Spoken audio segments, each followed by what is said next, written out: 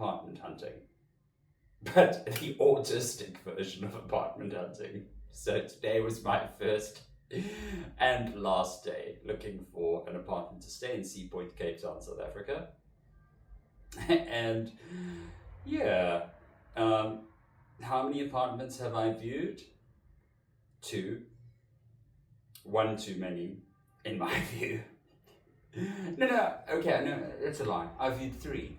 Oh, there's so much could happen in a day, a single day. The first apartment I viewed, it seemed like a winner because it was very reasonable and pretty large by Sea Point standards. I'm trying to stick to a budget. That's not quite right. No, it's not that I'm trying to stick to a budget, because it's not that there is a budget that I've got to fit into. I'm trying to spend less money because I want to save. Yeah. But moving swiftly on, the first apartment, pretty nice. Not the Shangri-La. I don't even understand that reference, but I know how to use it.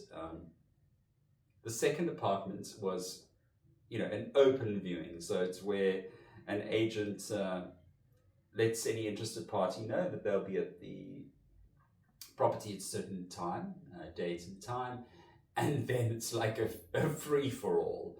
So it was just slightly awkward. There were only 2 of us, and I just immediately said to the agent, well, this is wonderful that we're both here at the same time. There could be a bidding war. It's obviously super awkward for everybody there. And then it was like, are we going to look at it together? Or separately? And then if separately, who goes first? It's just like wrong on so many levels. And it was an unfurnished apartment, which, although it was large and I could see pretty nice and in a pretty good area, very good part of Sea Point. To outlay all of the money that would be required for furniture, appliances. Ooh, no. And then just to make myself feel better about not taking that apartment, there's so much construction going on in Sea Point, and one of the largest buildings that's going up right now is, well, this apartment looks onto it, and there's lots of noise. Then the last place I looked at, and at this point, the third apartment, I am tired. I'm physically tired of mostly emotionally exhausting. It's an emotionally very taxing exercise, or has been for me. And so I arrive, in advance of arriving at this particular appointment, I've already had a little bit of a chat with the agent involved, and he just strikes me as being such a lovely guy. So already I was like, oh, well, maybe this will be the one. And we arrive at this place, and it's like a gigantic apartment complex.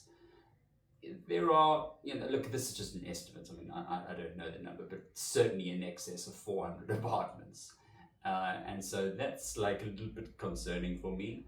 But security-wise, it was very, very secure, incredibly neat, clean looking, a very nice position on the sea, but the less good part of Sea Point. For the time being, who knows what might happen in the future. It's a, and I've gone blank. Now, I can't blame the autism for that. Maybe I can blame the ADHD. Anyway, very nice. It just newly renovated, light, it just had a lovely feeling about it. Everything that's there in terms of furniture, appliances, all new, which is what I like. I suppose that just boils down to newly renovated. There's no view or anything. There's no ocean view, or in fact, I think even the view, it's not a park view either. It might be some asphalt or something like that. But anyhow, I think that I looked at the apartment for roughly 45 seconds, and then astonished the agent by saying, oh, I've seen enough, I'm definitely taking it. And then I quickly corrected myself and said, what I mean is I'll apply to see whether I can take it. Anywho, that is my little story about apartment hunting, but autistic apartment hunting in Cape Town. Now here is a disclaimer, and there are no decent YouTube video goes without a disclaimer. My disclaimer is, yes, I know that I'm not a typical autist. I know that I'm not, and there again, I'm going to probably use the wrong word. I'm sure there'll be lots of people complaining. I know that I'm not typical. And here comes the real corker, which will get everybody talking, and probably not in the most complimentary way. The reason I know, well, one of the reasons I'm not a conventional autistic dude is that I'm neurodivergent in another way as well, and that is that I'm intellectually gifted.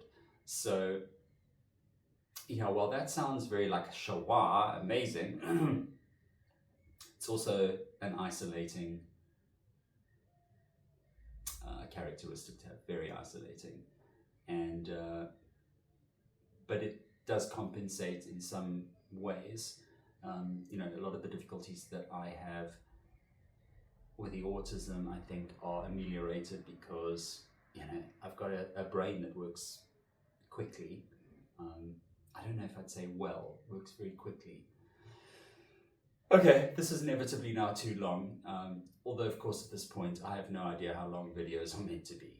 Most of the videos I watch on YouTube are around the 8 to 9 minute mark, so I'm pretty certain that that's a sweet spot in terms of monetization. Oh, did I just say that out loud? Okay, just kind of kidding, not kidding. Okay, that's me, over and out.